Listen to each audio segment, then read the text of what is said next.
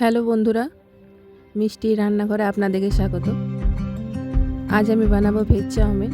তো চলুন ভিডিওটা শুরু করা যাক। দেখুন, প্রথমেই আমি কড়াই বসিয়ে নিয়েছি, দিয়ে দিয়েছি জল, দিয়ে দেবো আন্দাজ মতন নুন আর 2 চামচের মতন সাদা তেল। জলটা যখন আমার গরম হয়ে আসবে, আমি চাউমিনগুলি দিয়ে দেবো এর মধ্যে। এইভাবে আমি চাউমিনগুলো 10 মিনিটের মতন সিদ্ধ হতে দেবো। এখানে দেখুন আমি কিছু সবজি নিয়ে নিয়েছি, তার মধ্যে আছে ফুলকপি, গাজর, ক্যাপসিকাম আর কাঁচা লঙ্কা। এদিকে 10 মিনিট আমার হয়ে গেছে, চাউমিনগুলো আমার সিদ্ধ হয়ে গেছে। এবারে এটি ভালো করে ঠান্ডা জলে ওয়াশ করে আমি রেখে দেবো। এবারে একটি কড়াই বসাবো, দিয়ে দেবো বড় চামচে 4 চামচ সাদা তেল। তেলটি যখন আমার গরম হয়ে আসবে, দিয়ে দেবো ফুলকপির টুকরোগুলো, দিয়ে একটু নাড়াচাড়া করে নেবো। ফুলকপিটা যখন আমার হালকা হালকা ভাজা হয়ে আসবে, এর সঙ্গে আমি গাজরগুলো অ্যাড করে দেবো।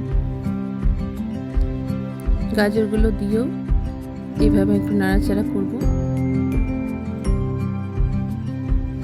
যখন গাজরগুলো একটু নরম হয়ে আসবে, এর সঙ্গে আবার অ্যাড করে দেবো আপনার ক্যাপসিকাম কুচি।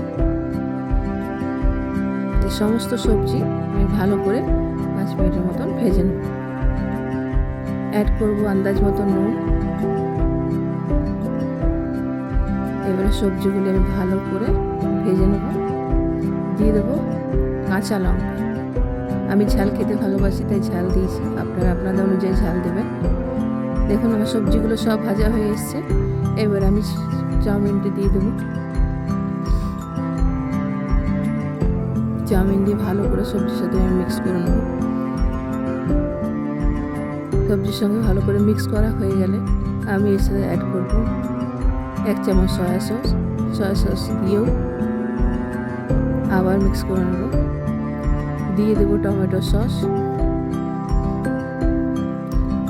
সস দিয়ে ভালো করে চাউমিনটা আমি 5 মিনিটের মতন নাড়াচাড়া করে সার্ভ করব। তো বন্ধুরা, যদি আমার এই রেসিপিটি আপনাদের ভালো লেগে থাকে তাহলে লাইক করবেন, কমেন্ট করবেন আর সাবস্ক্রাইব করতে ভুলবেন না। ভিডিওটি দেখার জন্য আপনাদেরকে ধন্যবাদ।